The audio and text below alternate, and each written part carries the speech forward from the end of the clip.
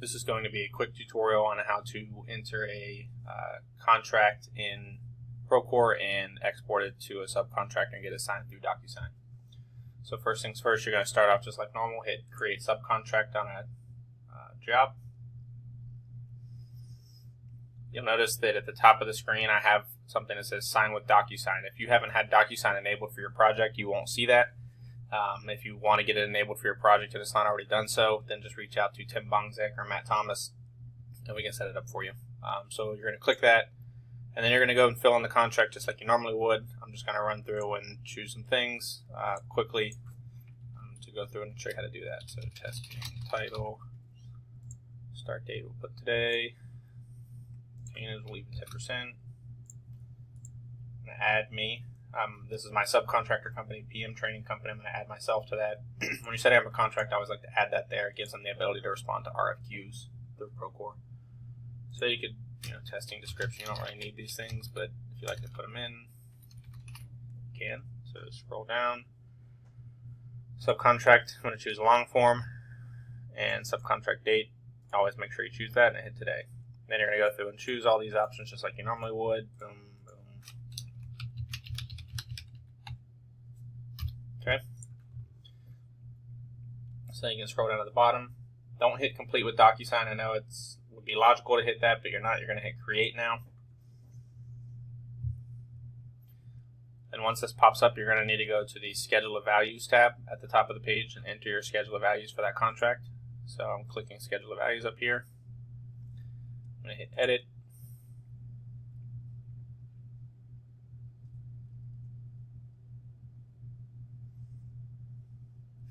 Choose your cost code. Let's do drug testing. Description here. Choose type. I'll just choose general. Sure. And for the amount, just choose $500. Hit add. Then hit save. Now you got to go back to the general tab. This is the way it's set up right now. I think they're going to change the orientation of how this is set up in Procore so that there's not as many clicks. So to export it to DocuSign, the way you have to do it currently is you have to hit edit again.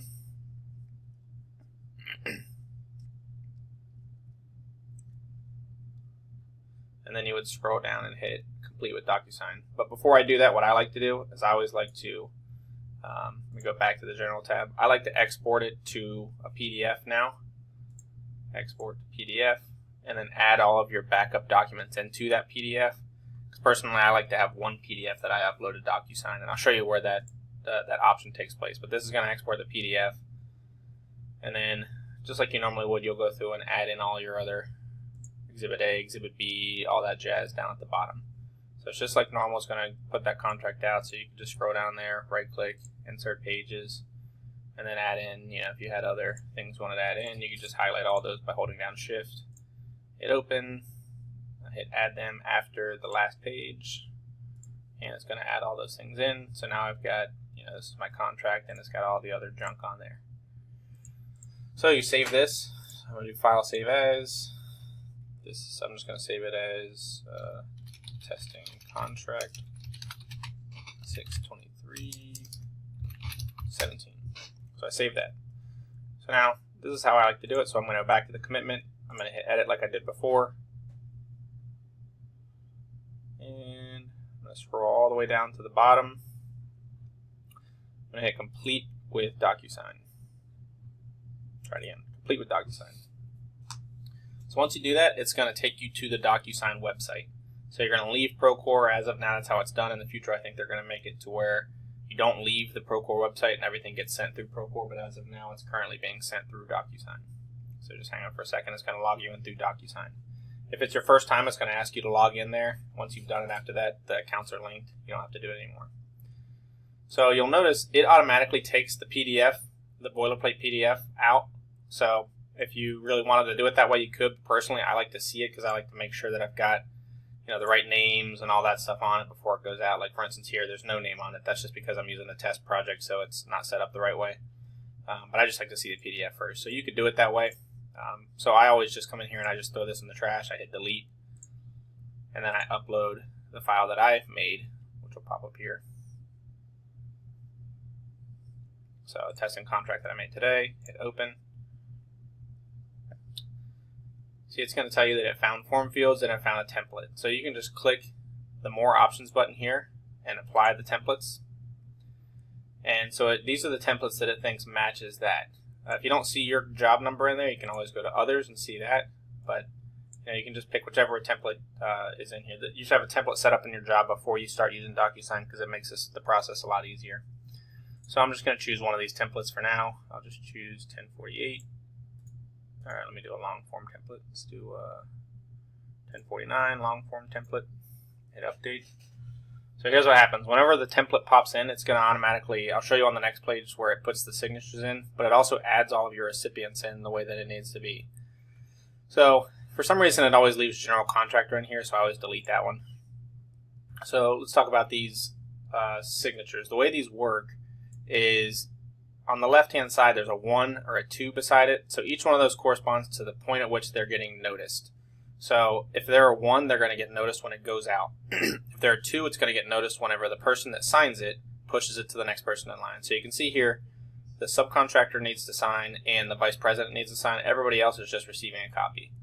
And if you're curious and you want to see on a big picture what it all looks like, just click this little signing order thing up here, and it'll tell you where everybody's getting copied at. So that's useful sometimes. In this case, you should set up the template at the beginning of the project. You're going to put your project accountant on there. If you want to put, project executive that's not signing, or you want to put project manager or project engineer to make sure they're copied on it, you just add them in there and then just make sure you put receives a copy. So if you wanted to add another person, you would just hit add recipient. They'll pop in there. You type in their name. You can look at your address book. This address book does not pull from Procore. It pulls from DocuSign's address book. Once you've used it one time, it'll automatically add the person in for the next time. But if it's subcontractor, chances are they're not going to be on there. So you can move this person around wherever you want them to be. If you want them to be up here at 1, if you want them to be down here at 2, if you want to just change it, you can pop it to 1, it'll move back up to where it needs to be. You can make it to where they need to sign it, or they're just receiving a copy, or they're an in-person sign or a notary, all these things. But this is why I like to set up the templates, because all this stuff's already set up. So in this case, because the template's already set up, if this were this project, I would just need to add the subcontractor's name. So the best way to do this, I think, when you're dealing with sending these to subcontractors, is to make a phone call to the subcontractor and tell them, hey, look, I'm going to send you a contract. We at Kaufman Lynn use DocuSign to sign our contracts. We don't do hard copy contracts anymore, so I need to send you the contract, and I need to send it to the person who's allowed to sign it in your office. So you might be dealing with an estimator or a project manager in the company, but they might not be the one signing it. So ideally what you want to do is you want to send it to the person that is going to be signing it. So you would say, hey, Mr. Subcontractor, who's going to be the person signing it, give me their name and their email, and I'll send it to them. So you would put them in here. So I'll just use my Gmail account in here. So I'm going to pretend this is my subcontractor. So I'm going to send it to him. Let's say that there's a signer in the subcontracting company, but you also want to copy the PM on it for the subcontractor, the estimator you're talking to. That's fine too. So just add that recipient in and then move them up to a level 1 tier. So that should be pretty much all you need on the recipients. Just always double check and make sure everything's right with the way you think it needs to be. So now I'm going to scroll down to the bottom so you can see the template also is going to choose what this message down here says. So in this case, I've set up all the templates basically the same way. I capitalized everything I think you need to fill in. So you can put like 15-500 if it was a Division 15 scope, and this is drug testing was the scope we came up with. So again, I'll add that down here. You can modify this however you want. You can even modify the template if you want it to say something different. But I like to set these up on the project in advance so that it's already populated in there. And then at the bottom it says, in the event you are requesting an addendum to the contract language, please email your addendum to the project manager. So that also is going to get set up on the front end of the project. So let me explain that for a second. So if you send this to a subcontractor, say you send them the contract, and they only have 2 choices. They can either A, send it back to you, approved, or B, reject it. They cannot modify the contract. So let's say you sent to a subcontractor and they have an addendum that they want to use with us. Well, in that case, they need to reject the contract back to you and email you the addendum. Unfortunately, there's no way for them to do that within DocuSign. They can't like attach an addendum that they want to include on it or make any markups or any of that kind of stuff. Part of that is us wanting to control what's in there. The other part is the limitations of DocuSign. So if you have them send you the contract addendum that they want to make, then you could, speak with legal and your VP, come up with the agreement that you're willing to make on the contract, and then add that addendum back into the PDF and resend them the contract. So I'll show you how to do that in a second on what you would need to do with that. But that's pretty much how it works in general terms. So when it comes to making addendums to the contract, they can't do it within DocuSign. They need to do it outside of DocuSign, and then you add that addendum into the contract. So hopefully that makes sense. All right, let's go to the next step, which is going to be sending it. So now this is all ready. This is prepared to go. You've already uploaded your single page. I got 92 pages there. I applied the template, so I'm going to hit next. So this pops up sometimes where it's asking you to use the form data field. Essentially what it's doing is it recognizes these little squares in the background on this page 1 that's currently in there. I think we'll update our templates and get rid of that page on most of them, but if you see that, just hit delete data and move on.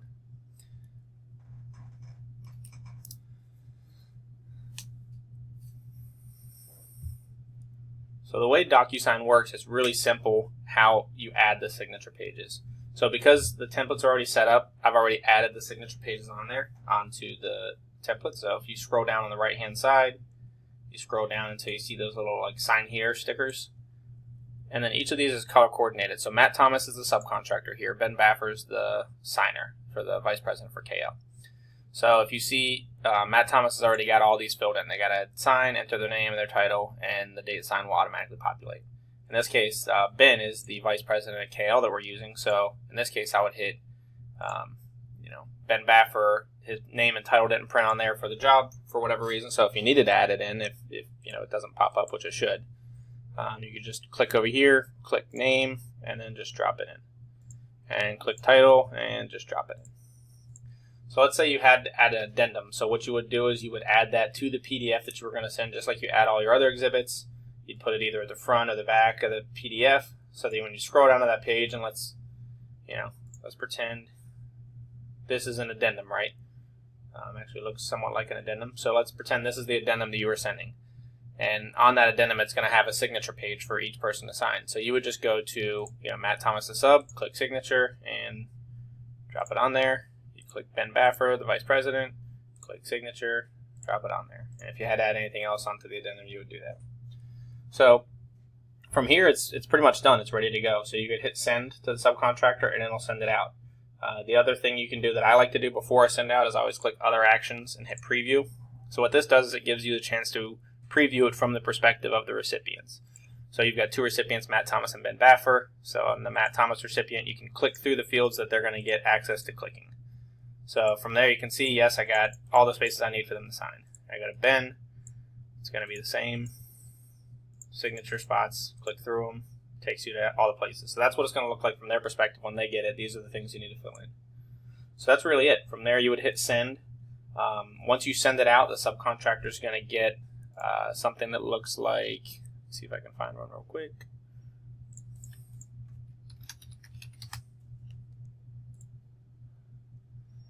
So they're going to get something that looks just like this. It's going to say Kaufman Lynn Construction sent you a copy, and you can just click Review Document. The subcontractor will get that same thing. It'll pop them up into a screen. It's really easy to sign.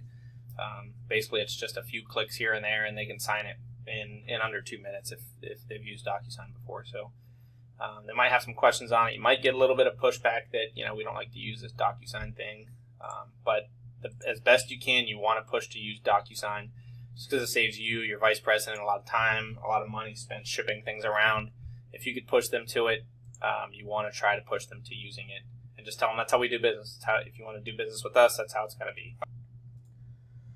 So the last thing to comment on is just traditionally we've been signing and initialing every page of the contract. We're not going to be initialing anymore, so the new templates will get rid of that initial section. So when they go out, they don't have to initial every page. There will be language in the contract that says, you're signing here, you agree to all pages. So that's it. That's how you send out with DocuSign. If you have any questions, reach out to me, Matt Thomas, or Tim Bongzek, and we can point you in the right direction.